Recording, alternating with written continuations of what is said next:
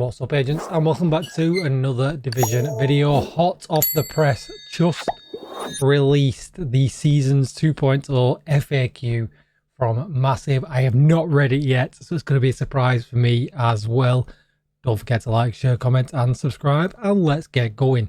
You'll have to bear with me with the croaky voice though. So I'll put the link for this down below. They've just tweeted it. It's a 13-minute read, so let's go over it and hopefully it clears up a lot of questions people have been asking. We've got the Warning expansion, seasonal and non-seasonal characters, Manhunt 2.0, seasonal journey, PvP, and multiplayer and matchmaking. So, agents, we've heard your concerns regarding the introduction of seasonal characters in the Division 2 with Seasons 2.0 later this year. We want to clarify how seasonal characters will impact the existing main characters and answer a few questions around Seasons 2.0. The main idea behind Seasons 2.0 is to break away from the current repetitive seasonal model by transforming the entire experience. With your main characters, we need to consider various progressions and power levels, making it nearly impossible to create a well-balanced experience that is enjoyable for all. Starting all players at level 1 ensures that we have a clear understanding of where they are in the progression journey when faced with specific challenges. To put it simply, in order to craft challenges with precision, we need a fresh start. Now, that's pretty much what we covered in the last video with the interview with Yannick, and I exactly thought that's exactly what they were saying. There is too many progression systems, too many endgame kind of systems and things like that, expertise, the watch and everything else that's kind of come along, and it's just impossible for them to balance all of these systems now, and therefore they want to go back to scratch, and this is how they want to do it. Additionally, seasonal resets bring another layer of excitement since modifiers are phased out at the end of each season, giving us the freedom to impact gameplay far beyond what permanent mechanics would allow. And again, we talked about that earlier on as well, saying that if something comes in and it's crazily overpowered, it really doesn't matter because at the end of the season it will disappear. So people can have fun with it while we have it. We omitted one important detail from the Year 6 introduction. Oof. With revamped seasonal progression, you will have the opportunity to bring your main character into the last 2 weeks of each season, known as the intermission. The intermission allows you to revisit your main character with new content and seasonal progression, using your current arsenal from experimentation, strategy, and dominance. At the start of the intermission, all rewards earned with the seasonal character, including SHD levels, proficiency ranks, stash items, and collectibles, will be transferred to your main character. This transfer ensures that your main character will be more powerful than ever and be prepared to tackle the season's climax on normal or master difficulty. Should you choose to experience the remainder of the season with your main character, should you wish to experience the remainder of the season with your main agent, get ready to see your favourites in a whole new way. That's a lot to take in. So basically, you can use your main character at the end of the season for the last 2 weeks, and your main character will have access to the seasonal modifier. But not only that, you've got all your gear, anything new that you've collected within your seasonal character as well, because it's all merged together when this intermission starts. Basically giving you your character everything you've ever collected. So your expertise levels, your Ouroboros that's leveled up and things like that, plus anything you've collected throughout the season. What they're hoping then is you've created like this ultimate power character at that point, because generally you've probably not got your seasonal character to as powerful as your main character by the end of the season. So I think that's what they're kind of hoping for.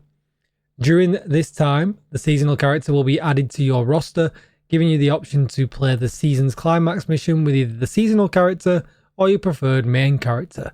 So they're going to get access to the climax mission at the same time, and we'll be able to choose whether we play it with our season character that we've been playing for the start of the season, or if we want to actually move everything over and go with our main character. I mean, that's not terrible. As long as we can still play with our main character as normal, throughout the rest of the season. But I guess they'll answer that in a minute, hopefully. In Seasons 2.0, seasonal character progression will be significantly sped up, allowing you to reach level 40 more quickly and gain SHD levels at a faster rate. Right, okay, so that's technically good because that's technically buffing our main character's SHD watch. Although health doesn't go up anymore, it's great for material farming. This progress will be shared with your main character at the start of the intermission. Expertise upgrades will not be available for seasonal characters. Instead, SHD watch bonuses will be increased to account for the missing power coming from expertise. Whoa.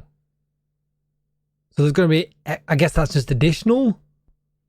Proficiency can still be earned by seasonal characters and will be merged at the end of the season. Great.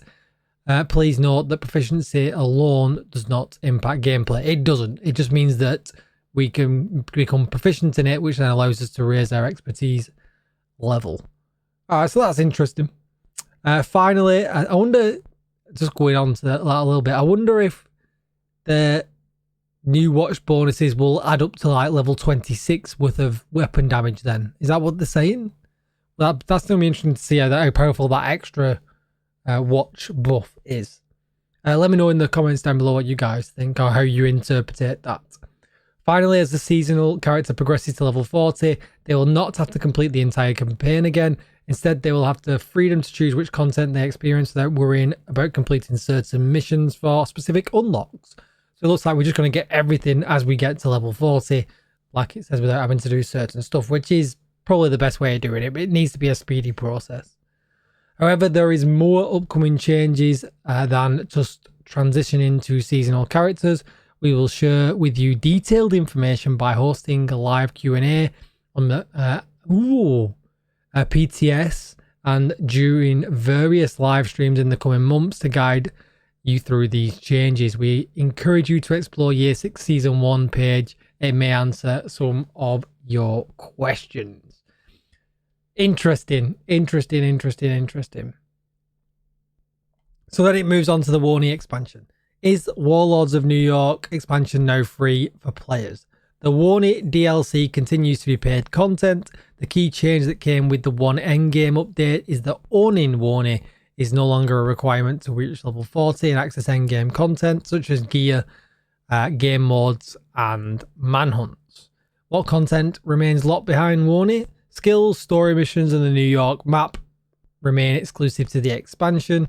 Playing Legacy Manhunts won't grant access to skill variants for the Repair Trap, Shrapnel Trap and EMP Sticky. These skills are tied to the specific bosses in the Warney expansion and players must unlock the skill platform in the Warney platform. We don't need to go over that. Well, I suppose we can finish it. We've started, so we'll finish. The only difference is the climax mission where defeating Fei Lao and earning the Achilles Pulse variant will be accessible regardless of Warney ownership, provided you already have the Pulse unlocked through the game. Kind of makes sense. Will the New York map remain accessible for playing the Legacy Manhunt? Players without owning Warney will not be able to access the Legacy Manhunt missions in New York. If they attempt to fast travel to the climax mission, they will receive an in-game notification. Alright, great. Alright, so seasonal and non-seasonal characters. This is hopefully a bit more information here. Will be given extra stash space and an extra character slot. An additional character slot will be added to support Seasons 2.0 along with extra storage space. However, it is worth noting that no extra slots will be added for each individual season. So, with extra storage. So I see that as the character, storage and stash. That's going to be interesting. Do I need to delete a character when a new season starts, when all my slots are occupied? An additional slot will not be provided each season. You will need to choose which character to retain in your main roster. Starting with Year 6 Season 2, you can have up to 5 characters. For instance, in the beginning of Year 6 Season 2, if you already have 4 characters, you can utilize the additional slot to add a 5th character for the season. However, if you have 5 characters at the end of Year 6 Season 2, you will need to remove 1 character to make room for the new seasonal character. And I think that's just what everybody will do. They'll just use that slot if they want to participate in seasons, and they'll always use that slot. If not, they'll use it for a normal character for extra stash, and never partake in seasons. What is the point of keeping your main character if you don't use them for 90% of future content for the upcoming to the game? Interesting. We have taken measures to ensure that both seasonal and non-seasonal characters have meaningful roles and cool things to do in the game. The current model reinforces the way that a lot of players are using some characters as support for their main character at the account level. Yep, because basically we just run Warney all the time. Seasonal characters serve a similar purpose, on top of facilitating an awesome experience in the season through manhunts and modifiers. Additionally, season characters also contribute to your overall account progression, which is represented through the power level of the main character. So it's basically to stop people running Warney all the time and give us an interesting way of actually developing our main character. The main character remains the foundation of the account, enabling players to take on challenges at the highest power and difficulty levels. Furthermore, upcoming DLCs will present a chance to take on challenges with your primary character and its corresponding power level. Additionally, only non-seasonal characters will have access to legacy manhunts. That's an interesting read. Did they hint at something? The main character remains the foundation of the account, enabling players to take on challenges at the highest power and difficulty levels. Okay. Furthermore, upcoming DLCs will present a chance to take on challenges with your primary character and its corresponding power level. Does that mean they're considering raising the power level? And its corresponding power level. Let me know what you think in the comments down below. That's interesting wording. Maybe I'm reading too much into it.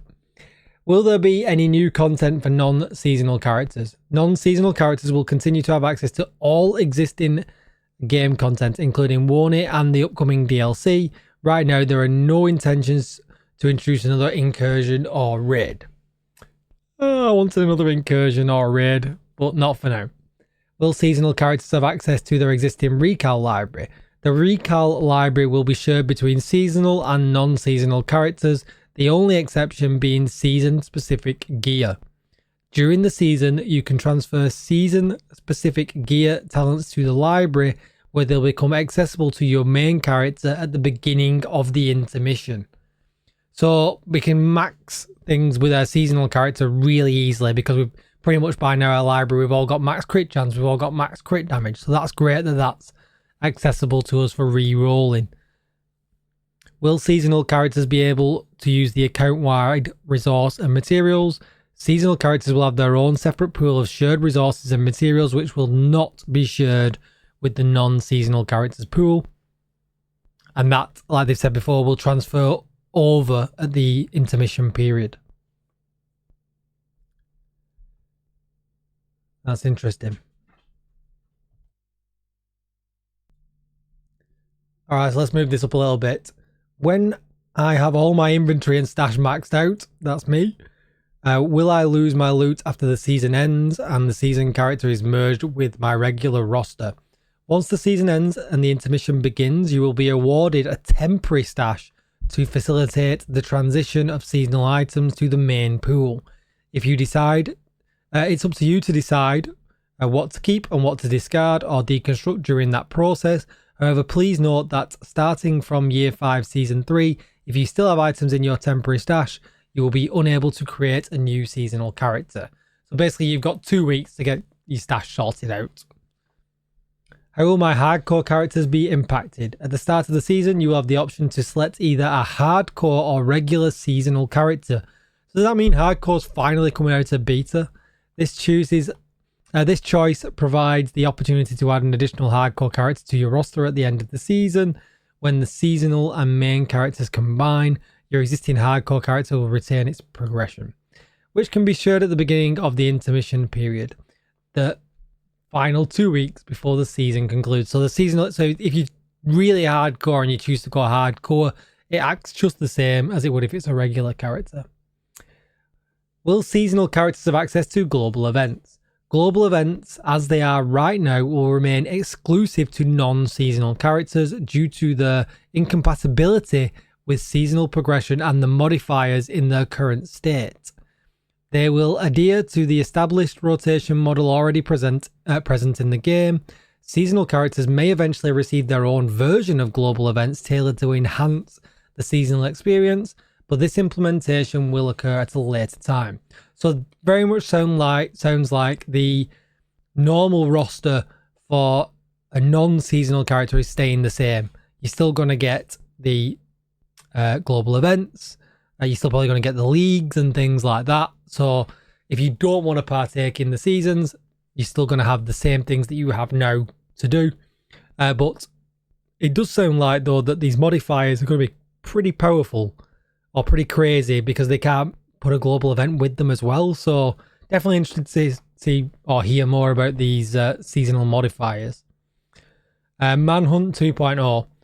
Will the new master difficulty be in any way available for non-seasonal characters? Yes.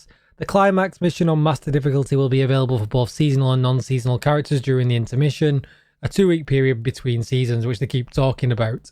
So that's whether you choose then to do the last 2 weeks with your main character and transfer all the gear over and make yourself super powerful, or if you choose to do it with your seasonal character or not. So that's good that it's available. And I guess that's going to then fall into the legacy manhunt section as well, that we'll always be able to replay these master difficulty missions, or I kind of hope so anyway.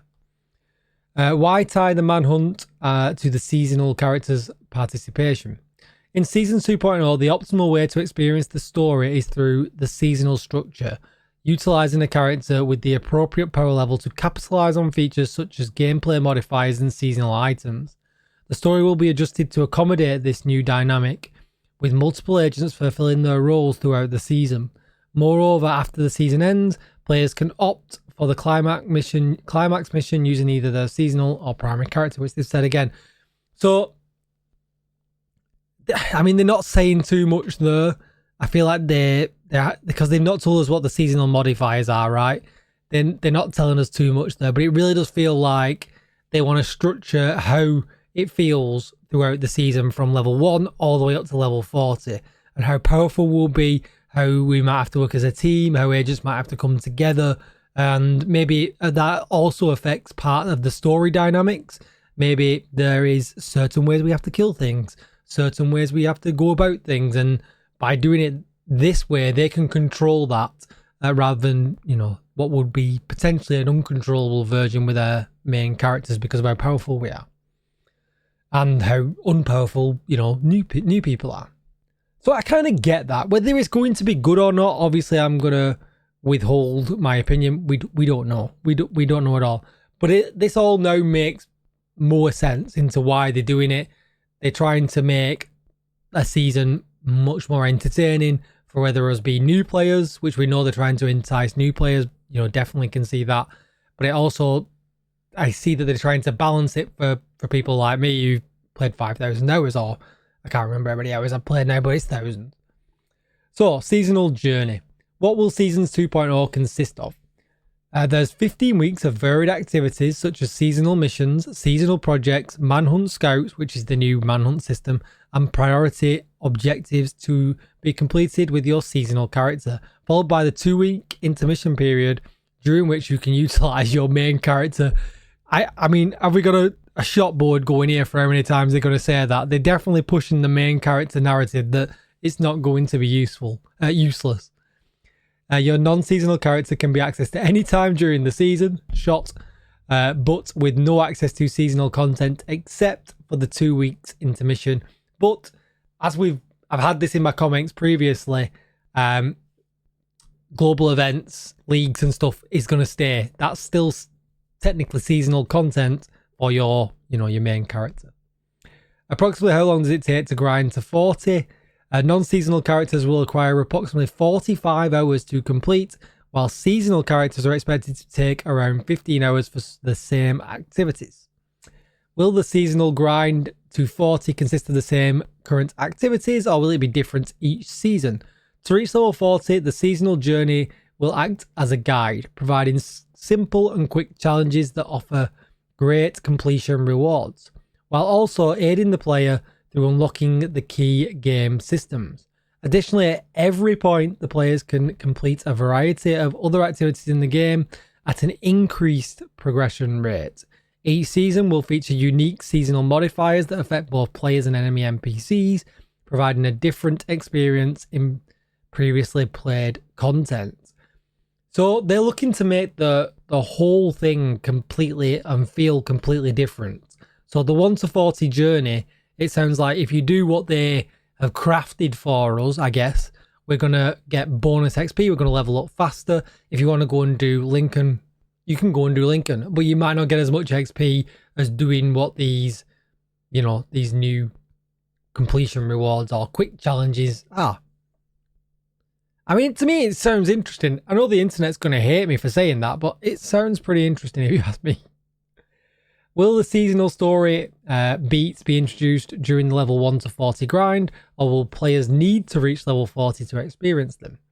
The updated season journey in Year 6 Season 2 will allow all players the opportunity to experience the story, irrespective of their level. In other words, new story content is no longer locked behind level 40 characters. So, yeah, I mean, it doesn't matter what level you are, you're going to be able to log onto your seasonal character and start experiencing that brand new story at that point. At what level you'll actually need to be to complete that story, we don't know. Will players have to reach level 40 to start collecting season rewards? Seasonal rewards are not restricted to level 40. Various rewards are unlocked through the seasonal journey, season pass, and in other game systems are granted while leveling from 1 to 40. The Manhunt story will also gradually unfold through collectibles, allowing players to progress step by step. So it's not going to be a massive grind to then unlock the season's pass and start getting rewards. There's 3 systems there to get rewards from the minute you start at level 1. What happens with seasonal collectibles? During the intermission period, which occurs in the final 2 weeks before the end of the season, all rewards obtained with the seasonal character, such as SHD levels, proficiency rank, stash items, and collectibles, will be transferred to your main character. They did say that previously up there as well. Will we get access to the SHD watch? They mentioned this already as well. In Seasons 2.0, the seasonal character progression is significantly sped up, allowing you to reach level 40 more quickly and gain SHD levels at a faster rate.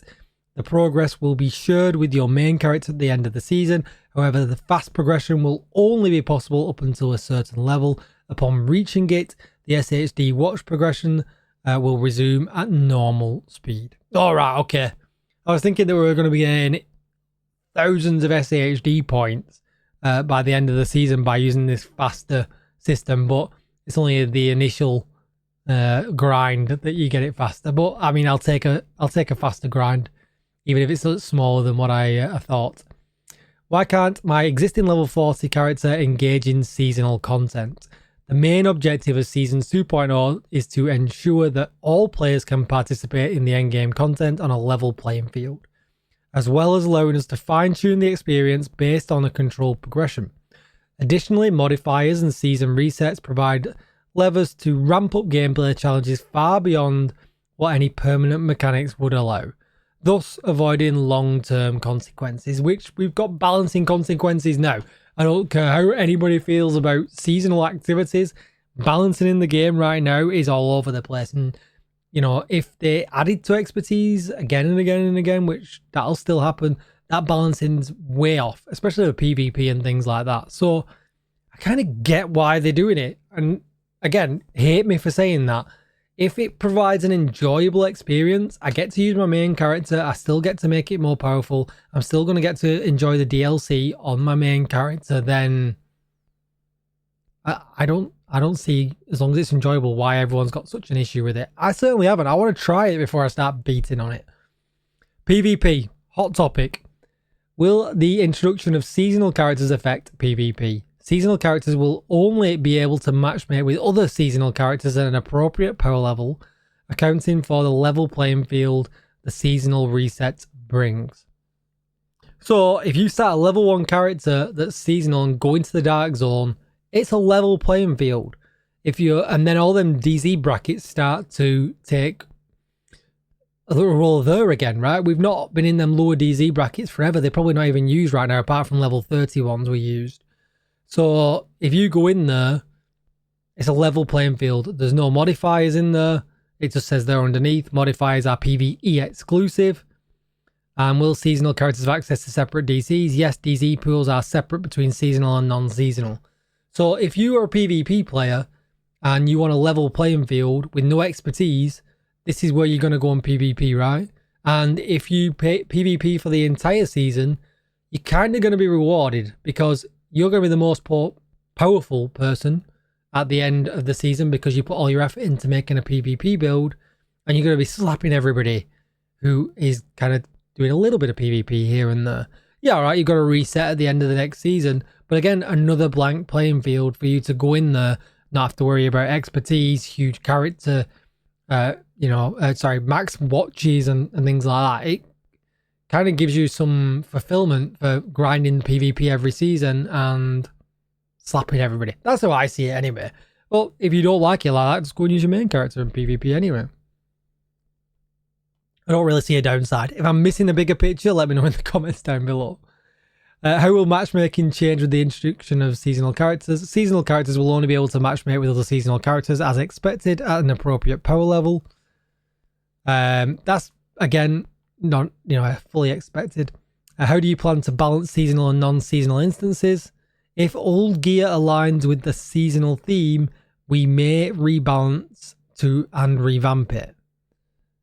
Whoa, if all gear aligns with the seasonal theme, we may rebalance and revamp it. Any changes that are deemed appropriate will also be applied to non-seasonal gear. Our aim is to maintain a balance between seasonal modifiers and seasonal gear. We encourage players to find powerful builds each season. That's crazy good. That is one of the best sentences in this entire script, because that means that Providence, 511, R&K, whatever it is, may get good changes. We might actually see, all these sets that we don't use anymore get actual changes, not necessarily just winging more gear in for us never to use.